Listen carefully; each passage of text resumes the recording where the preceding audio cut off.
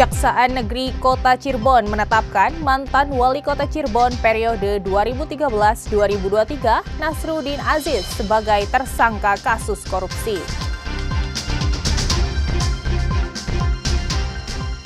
Polda Jabar ungkap kasus pembunuhan yang terjadi di Indramayu kepada satu keluarga.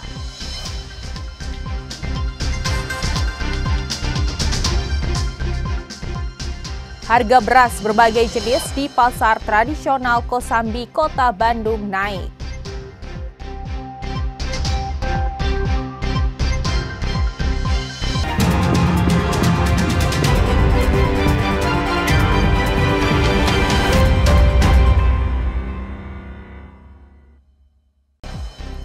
Selain ketiga informasi utama tadi, kami masih memiliki informasi menarik lainnya. Saya Dinda Farah akan menemani Anda dengan berita independen terpercaya. Kita simak Kompas Jabar selengkapnya.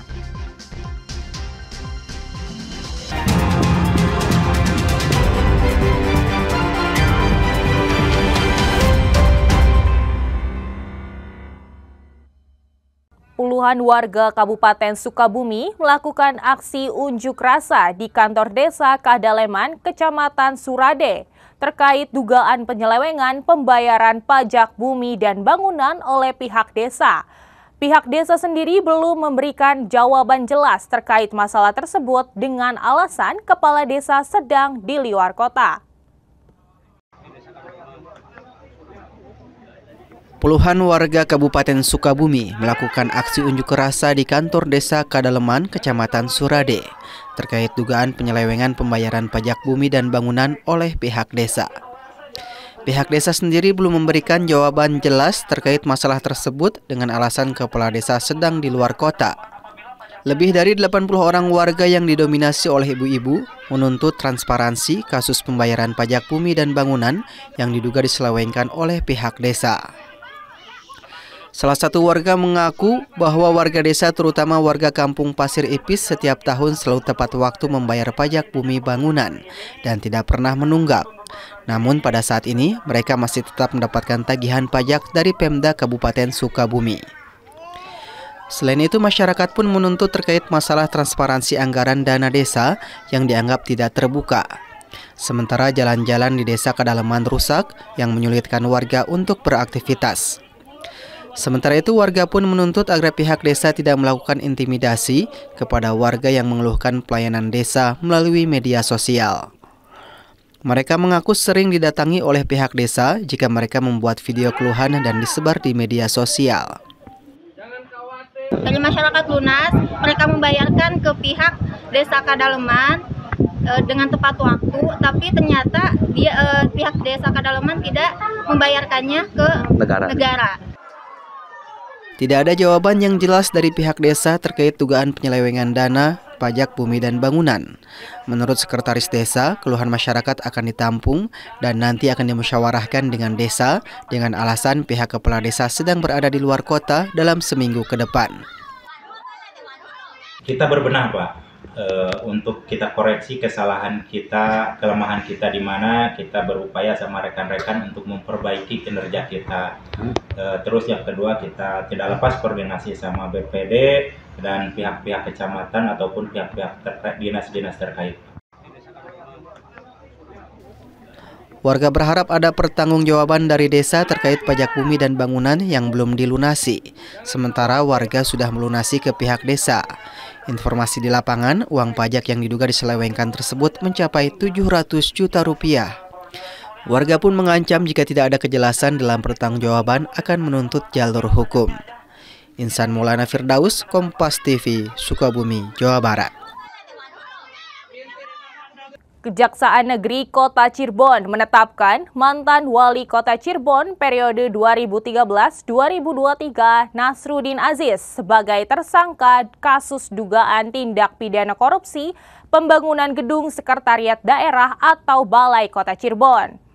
Kasus ini merugikan keuangan negara senilai 26 miliar rupiah.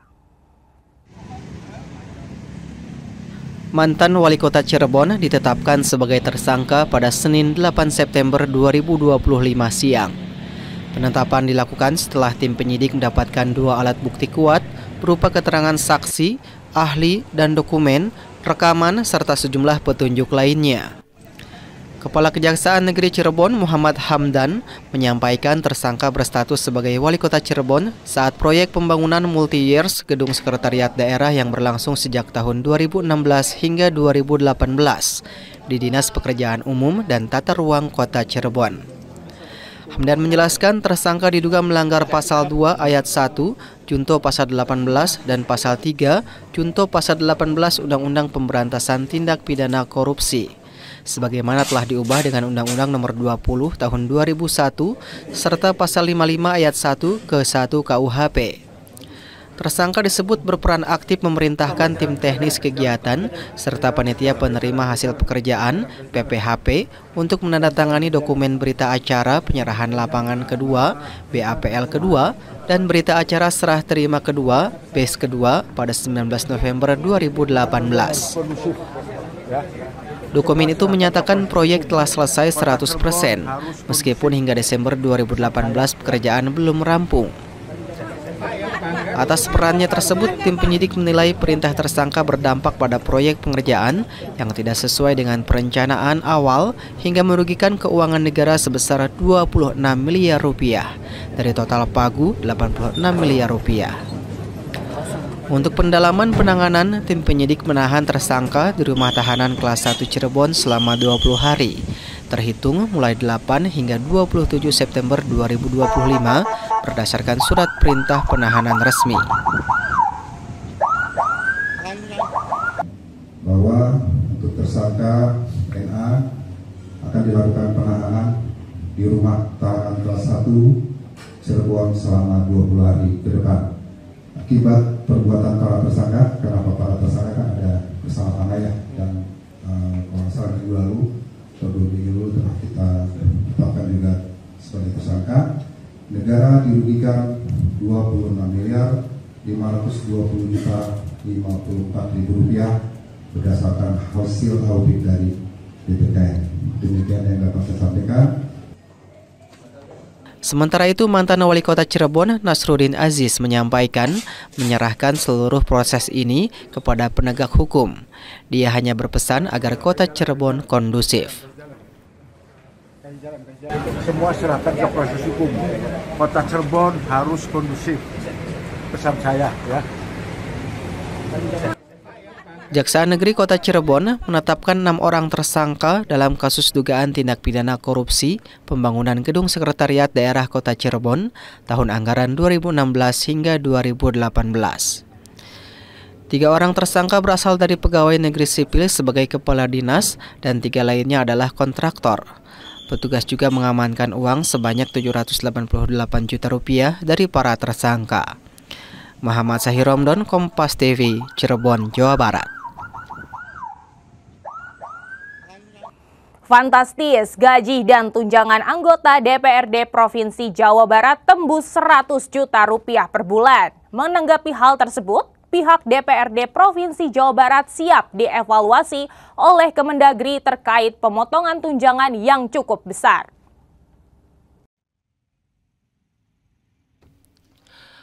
Publik saat ini tengah menyoroti besaran gaji dan tunjangan ketua, wakil ketua, dan anggota DPRD Provinsi Jawa Barat.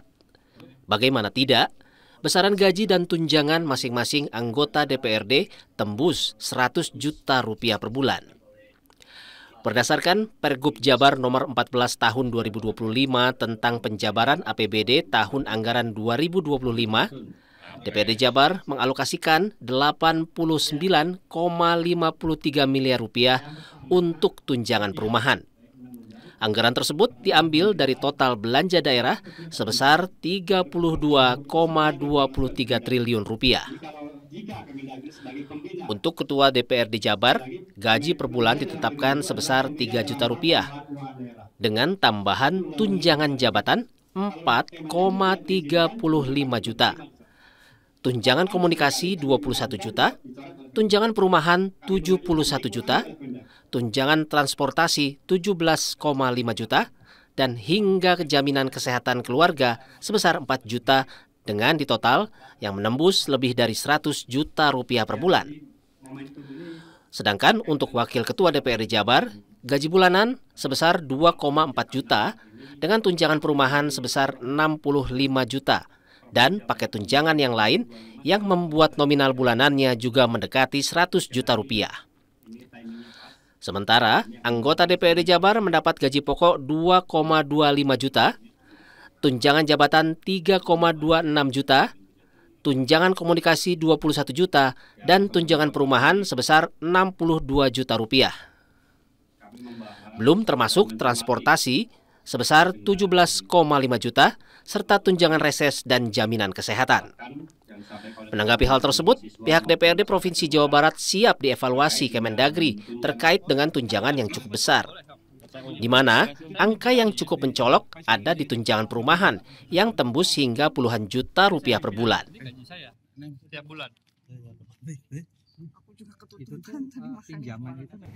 Tentunya juga teman-teman media juga bisa mencari data sendiri, silakanlah. Saya hanya dapat menjelaskan terkait yang dewan.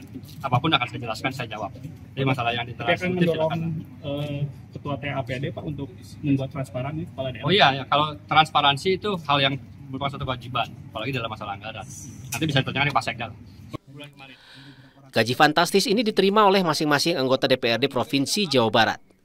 Sementara jumlah keseluruhan anggota DPRD Provinsi Jawa Barat ada sekitar 120 anggota. Selain itu, Iswara pun menunjukkan gaji dan tunjangannya yang telah mendapatkan potongan dan keseluruhannya. Bahkan DPRD Jawa Barat memastikan siap jika Mendagri akan melakukan evaluasi tunjangan untuk DPRD. Abdul Rohim, Kompas TV, Bandung, Jawa Barat.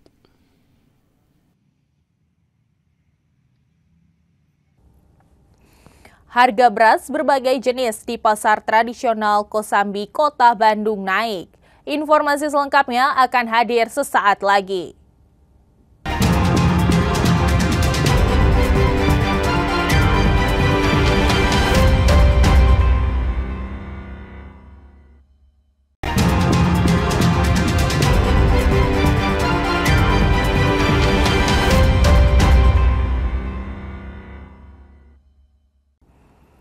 Kasus pembunuhan yang terjadi di Indramayu kepada satu keluarga ternyata berawal dari motif dendam terkait peminjaman rental mobil.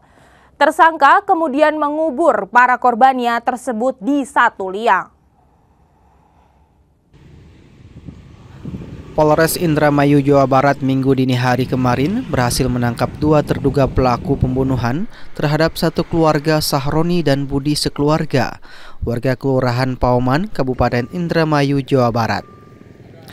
Kedua orang terduga pelaku pembunuhan terhadap 5 orang dalam satu keluarga, yakni RR dan P, warga asal perumahan Pepabri, Desa Terusan, Kecamatan Sindang, Kabupaten Indramayu. Keluarga korban berharap kedua terduga pelaku pembunuhan satu keluarga ini dihukum seberat-beratnya oleh kepolisian karena pelaku sangat sadis telah membunuh kelima saudaranya itu. Yang setimpal, semuanya 5 saudara saya itu meninggal semua. Bagaimana hukuman yang harus diberikan kepada pelaku? Hukuman yang setimpal, hukuman yang seberat-beratnya, karena ini menyangkut 5 nyawa. Adik sepupu saya sekeluarga, tidak ada satupun, sampai ke bayi, anak-anak semuanya dihabisi. Astagfirullahaladzim. Saya mohon keadilan yang seadil-adilnya. Eni menambahkan kepolisian Resort Indramayu segera merilis identitas terduga pelaku pembunuhan kelima saudaranya agar warga tidak lagi menduga-duga pelaku pembunuhan. Fadlianto Sugiono, Kompas TV, Indramayu, Jawa Barat.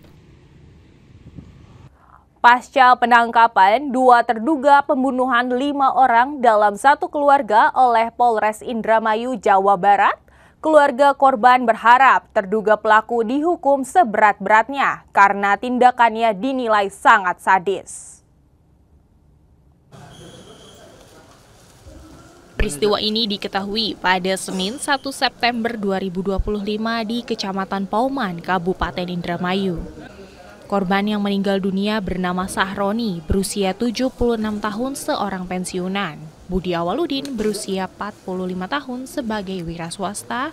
Eis Juwita berusia 43 tahun serta anak berusia 7 tahun dan bayi berusia 8 bulan. Motif pembunuhan bermula dari dendam tersangka R kepada korban Budi Awaludin. Sebelumnya, R merental mobil kepada korban, lalu mobilnya mogok sehingga R meminta uangnya kembali. Tetapi korban tidak memberikan, sehingga timbullah dendam sehingga terjadinya pembunuhan ini. Kepolisian menetapkan 2 tersangka, yakni R berusia 35 tahun dan P berusia 29 tahun. Setelah para korban tewas, pelaku mengubur semua korban dalam satu liang. Lalu pelaku membersihkan bercak darah para korbannya tersebut. Setelah kejadian, kedua pelaku membawa kabur uang sejumlah 950.000, 2 unit kendaraan roda 4, serta sejumlah perhiasan. Pasal yang dikenakan adalah pasal 340 Undang-Undang nomor 1 Undang-Undang KUHP ya, KUHP nomor 1 tahun KUHP aja, KUHP ya. 340 ya. Tentang peraturan hukum pidana ya, dan Jo pasal 76C, Jo pasal 80 ayat 3 Undang-Undang RI tahun 35 tentang perlindungan anak ya.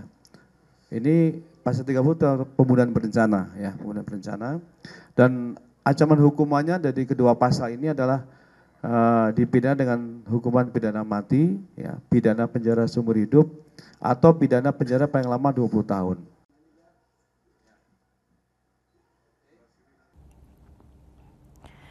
Harga beras berbagai jenis di pasar tradisional Kosambi, Kota Bandung naik. Kenaikan mulai dari Rp500 hingga Rp1.000 per kilogramnya.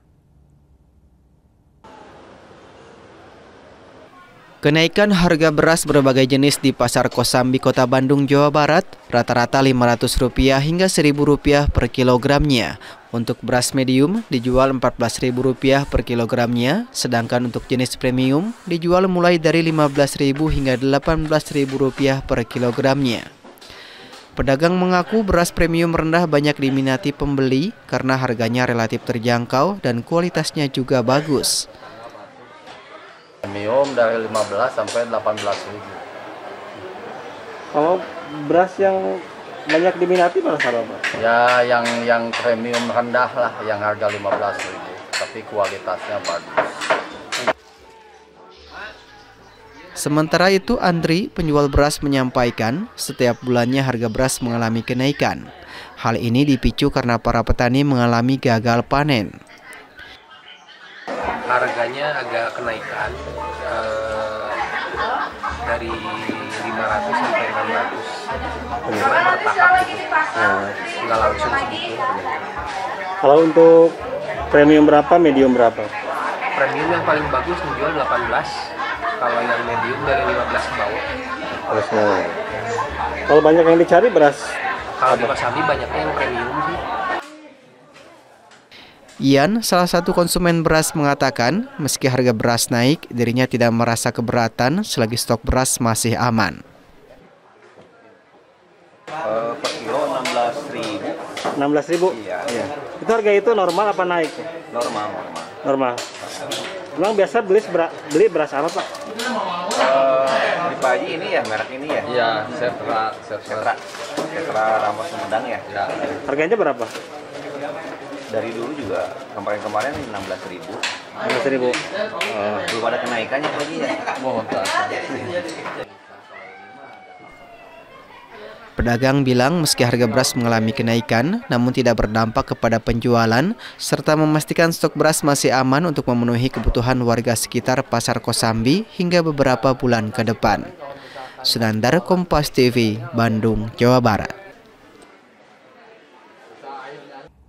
Berbagai berita dari dunia olahraga akan hadir. Informasinya sesaat lagi, tetaplah di Kompas Jabar.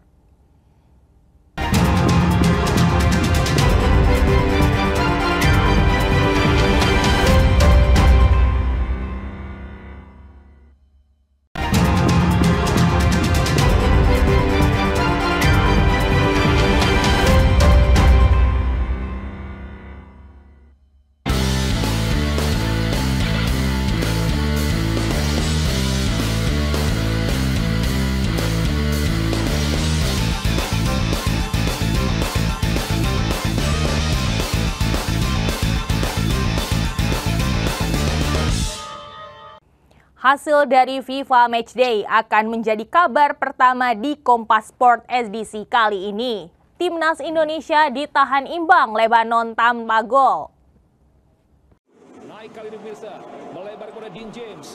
Bermain di Stadion Gelora Bung Tomo, Timnas Indonesia langsung menurunkan dua pemain baru, Miliano Yonatan dan Mauro Zeltra, sebagai starter.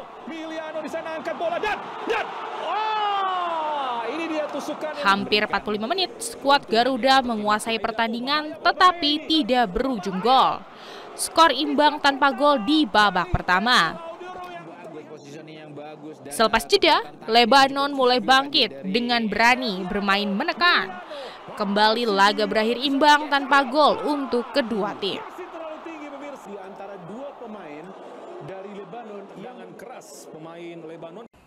Pengurus besar Perkumpulan Angkat Besi seluruh Indonesia akan mengirim 12 lifter nasional pada SEA Games 2025 Thailand.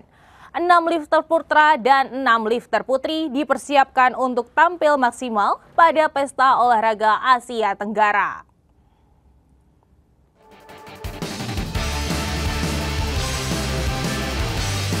Usai seleksi nasional 20 Agustus, PB PUBG menggelar pemusatan latihan nasional proyeksi SEA Games 2025 Thailand. Lifter merah putih akan turun pada 12 kelas dari 14 kelas baru yang dipertandingkan di Pesta Olahraga Asia Tenggara 13 hingga 17 Desember. Sebelumnya, SEA Games 2023 Kamboja angkat besi berebut 5 medali emas, 2 perak, dan 4 perunggu. Terkait target, PB PUBG siap tampil maksimal untuk dapat meraih hasil terbaik di tengah persaingan kelas baru yang dipertandingkan. Sport intelligence harus jalan terus ya, di mana kita terus pantau yang senior ini baru ada besok di kejuaraan dunia di Norwegia. Jadi kita terus memantau dan memeta kekuatan, terutama untuk SEA Games ini kekuatan negara-negara ASEAN agar dapat baiklah. Mungkin menaikkan angkatan, soalnya kan ada perbedaan tahun kemarin sama sekarang, yaitu beda kelas. Karena kan sekarang kelasnya kelas baru, jadi mungkin persaingannya lebih berat lah. Karena ditargetin juga ya, insya Allah bakalan berusaha sekeras mungkin buat SEA Games kali ini. Sebelum turun di SEA Games Thailand, PUBG akan mengirimkan 5 lifter putra dan 5 lifter putri ke Norwegia 28 September. Mereka akan turun di kejuaraan dunia IWF 2 hingga 11 Oktober. Rimin Taniken, Gahniar Febrian, Kompas TV, Jakarta. Kalah di final, duet petenis nasional Lucky Chandra, Tegar Abdi Wibowo harus puas dengan gelar runner-up turnamen tenis ITF M25 Bali. Berstatus non-unggulan, duet petenis nasional Lucky Chandra, Tegar Abdi Wibowo berhasil menembus final turnamen tenis ITF M25 Bali.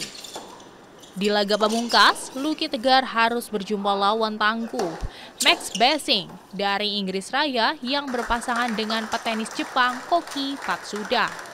Raih predikat runner-up, Lucky Tegar berhak atas hadiah uang $1.000 Amerika atau setara 16,5 juta rupiah. Sementara peluang Indonesia meraih gelar di nomor tunggal juga kandas. Rifki Fitriadi yang jadi satu-satunya wakil tuan rumah gugur di semifinal. Kembali petenis Inggris Raya Max Bessing yang jadi penjegal.